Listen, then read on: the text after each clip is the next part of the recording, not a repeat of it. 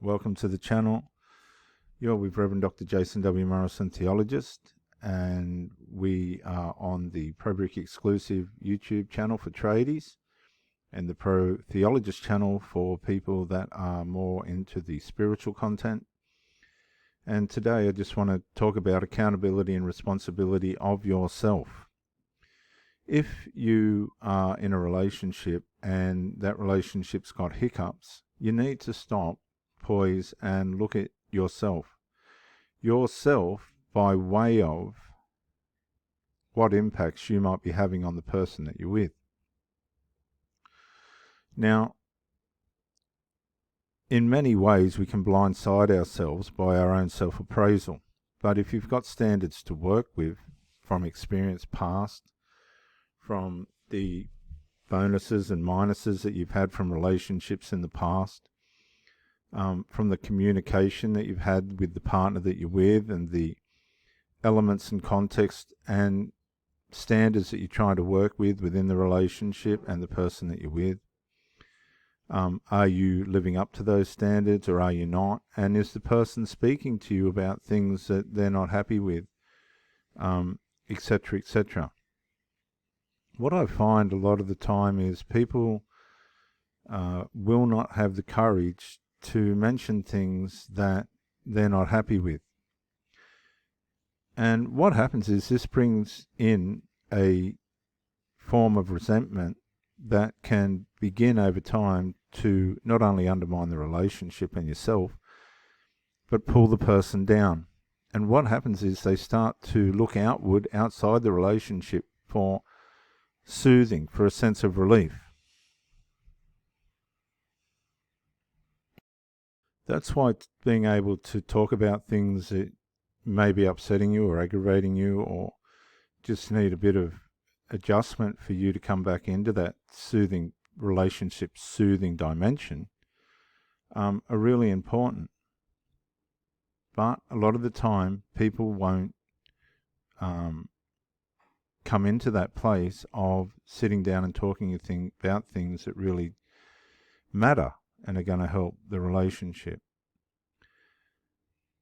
When people try and build up, or when people allow these resentments and unresolved issues to build up, it can lead them into a place of searching for soothing outside of the relationship. They begin to seek emotional soothing somewhere else. Now, this could be through drugs, it could be through alcohol, and in some cases people are already using these substances on top of all of this, which complicates things even further. But it can also go beyond that, depending on the sensitivities and the depth of the resentment the person's trying to deal with, to emotional affairs, and sometimes beyond that to physical affairs, which is really sabotaging the relationship and a possible attempt to bring about a reverse discard. Sometimes people want out of the relationships, they're misbehaving and undermining the relationship, expecting the other person to ask them to leave. And when that doesn't happen, they'll just blatantly in the end go into an affair which forces the other person to cause them to leave. And that's called reverse discard or serial reverse discard behavior. The point being in this talk is that when people hold on to issues that they need resolved, it's unfair on the partner. Because if the partner doesn't know or is not aware of what the problem is, unless they've got some kind of extra sensorial ability to be able to bring about a form of resolve through a spiritual revelation or some kind of insight, unforeseen insight, then the resolve that the other person's carrying that's causing them to wear down and withdraw from the relationship, be it emotionally, and the communication wasn't there in the first place if this is happening. the inability to communicate. It's what it is. It's a form of immaturity that works against somebody that's actually willing to sit and talk. You'll hear a lot of the time people say, "I was too scared."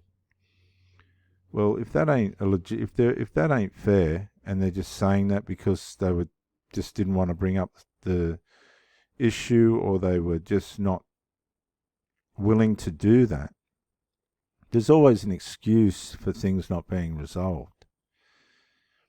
And so, in your part in the relationship, if you have unresolved, let me challenge you today to be able to speak about things that keep things in harmony. It may not be comfortable, it may not be easy, but you do get better muscles with this the more that you practice it. And a lot of the time it works out for the benefit of everybody concerned, because leaving things to stew, leaving things to resolve themselves, works 5% of the time, but 95% of the time something is going to add up, something's going to build up, and somebody's possibly going to get hurt, and the relationship will fail. Triangulation is another one, where the person in the relationship needs to confront somebody outside the relationship, and they're just unable to do that relative to risk of causing an aggravation that could jeopardize the friendship or the family dynamic.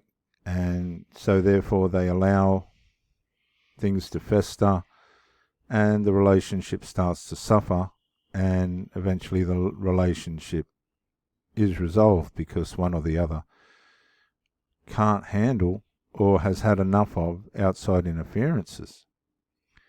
Add to this other factors like numbing through substances and alcohol and psychedelics, and unresolved can really find its way into all sorts of situations. So how do we fix all this? How do we overcome all this? Well, you can try tolerance, knowing what the problem is. You can try and find what the real barriers are to the unresolved. Again, though, if somebody's not willing to confront the problem, they're usually not going to be willing to tell you how they really feel about the problem. They could actually be blaming you for the problem, and you may not even be aware of it, thinking about how can all this be fixed. This comes down to an element of consciousness and transparency on the part of everyone. And if you're conscious of what's going on, and it's just like a stalemate in a game of chess, and it's just a matter of somebody knocking over the king or the queen or whatever bit it is you knock over to go, I can't continue, that's going to be unfortunate, but sometimes it's the best way to deal with it, in a way in which people's mental health isn't being plagued. Unresolved's got a way of parasiting itself deep into the human spirit and soul. Usually the people causing this are really not aware of what they're doing, and they don't care. You can try and bring, again, as I said earlier, the matters to attention. But what if you're dealing with people that just can't bring these matters to attention? What if you've been being blamed for something you didn't do, or the other person's being blamed for something they didn't do? And you've got all this triangulation strangling you around the neck and in the spirit, and you're trying to just see if there's a way out. And as time wears on, there just isn't. Well, what do? You've got to measure what's happening to your mental health relative to the situation that is at hand. You've got to go, is my mental health more important than the problem that's being presented relative to reality? If it's not a problem of reality, but a problem of somebody else's expectation or delusion as to who you are and how they perceive you, then you have to go with your mental health. Now, that's not to bring trouble to the other person or to wreck the relationship. The relationship's already in trouble. The other person hasn't got the value for it. Not in the true sense of bringing resolve. You see, when you're in a relationship, the first sign you want to look for is unresolved. If the person's got an inability to resolve, that unresolved that builds up in them, the pressure of knowing that things have to be fixed, they will go against you.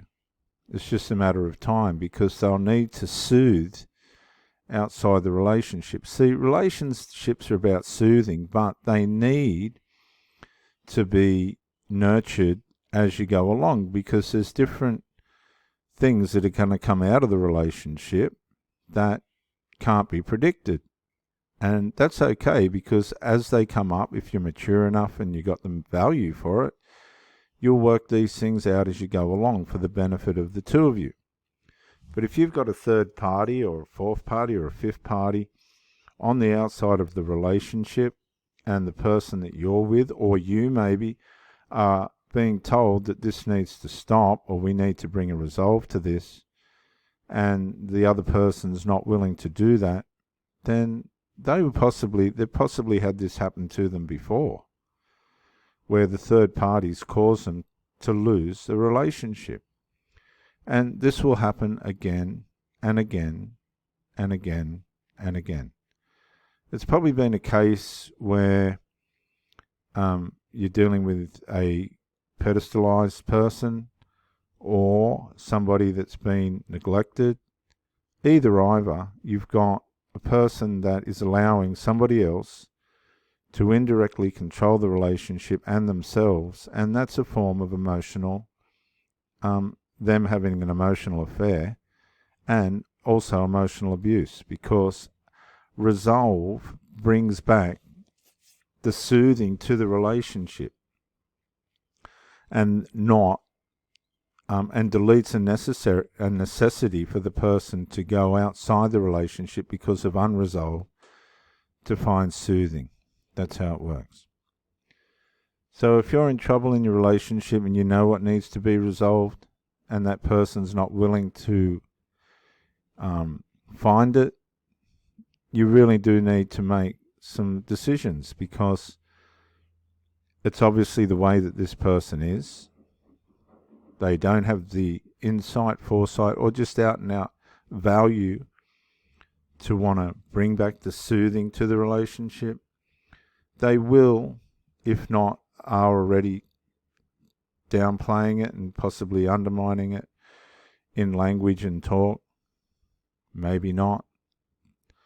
But the problem is, and the fact of the matter is, they don't want or don't have the value to bring the soothing back into the relationship. They're just going to let it demise.